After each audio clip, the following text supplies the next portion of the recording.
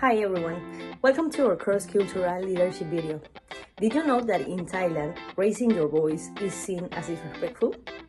But here, in Peru, a leader might raise their voice to motivate their teams. Well, let me explain a little bit of this before I start the video. Leadership styles vary across cultures. In Peru, leaders often raise their voices to inspire and energize their teams. And it's seen as a sign of passion and motivation. In contrast, in Thailand, leadership tends to be more reserved and respectful. So raising your voice can be viewed as aggressive or disrespectful. So leaders focus more on calm communication and harmony.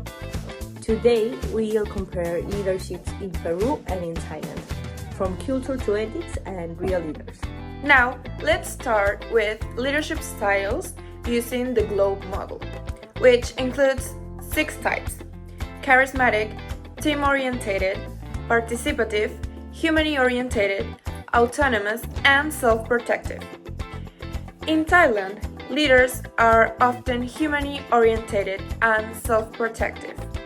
They care for their teams and avoid confrontation. While in Peru, leaders are more charismatic and participative. They inspire, but also listen to their teams. Globally, leadership is becoming more digital, inclusive, and sustainable. Both countries are adapting, but slowly and in different ways. Now, talking about ethics. Well, ethically, Thailand follows Buddhist values like harmony and karma. Still, corruption remains a challenge. In Peru, there is more focus on ESG. That means environmental, social, and governance standards, especially in industries like mining and banking. But also faces Peru corruption issues that affect leadership trust. So now let's talk about internal stakeholders and external stakeholders. In the case of internal stakeholders, we have employees, managers, and investors. In the case of Thailand, leadership is top-down. Even with tools like Line, Zoom, or Teams, the hierarchy of the country is respected and the company. And in the other hand, we have Peru, that internal communication is more open, and apps like Slack or WhatsApp make the leadership feel more collaborative. This is even if authorities is still valued.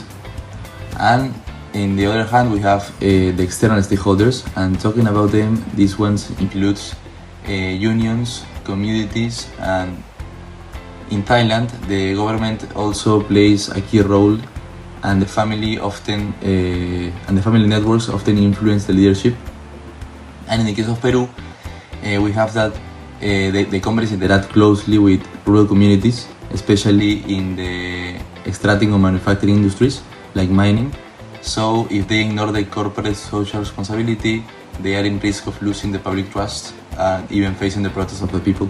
So in conclusion, understanding the cultural dynamics of internal and external stakeholders is essential for an effective organizational leadership. In the case of Thailand, hierarchical respect shapes communication and authority structures. This is with companies and in relation to government, and also family influences leadership and networks. And in the other hand, we have Peru. This country shows a more collaborative internal environment, especially through digital tools like WhatsApp or Slack.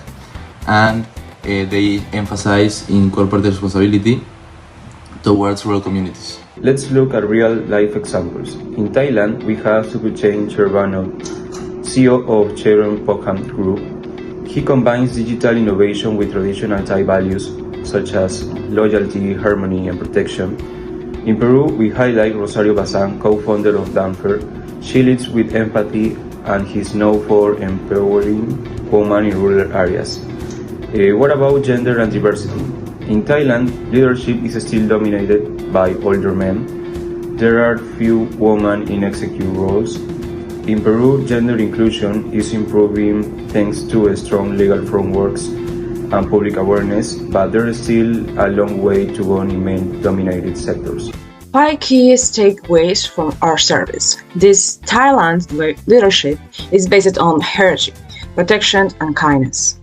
Then Peruvian leadership values confidence, energy, and teamwork. Then ethics handle differently, but both countries face corruption challenge. Gender inclusion is improving, but slowly in both countries. Then 5 recommendations for international leaders. Train your business is cultural intelligence. Then balance your tech and traditional in leadership practices. Promote real diversity, not just paper. Adjust your communication style depending on the culture context, depending of each type of culture in Peru and in Thailand. Allies business with ESG, global and local value for long-term success. Leadership is not one size fits all. While working in Thailand, a country related of building host value, critical structures may not work in Peru, while leaderships tend to be participative and emotionally expressive. Understanding this cultural difference is not just important, it's essential for global business success. Leaders today must be beyond technical skills. They must learn now how to listen across cultures, adapt their communication styles, and show empathy in diverse environments. We see how technical values, stakeholder expectations, and even gender role difference between our two countries, but we also have seen how both nations have making progress, embracing digital tools, promotion gender equality, and building strong relationships between communities. At the end, great leadership is about adaptability, respect, and vision. If we want to lead successfully in globalized world, we must lead with cultural intelligence and gain desire to grow. Thank you for watching, and remember, understanding culture is not just for business, it's good for humanity.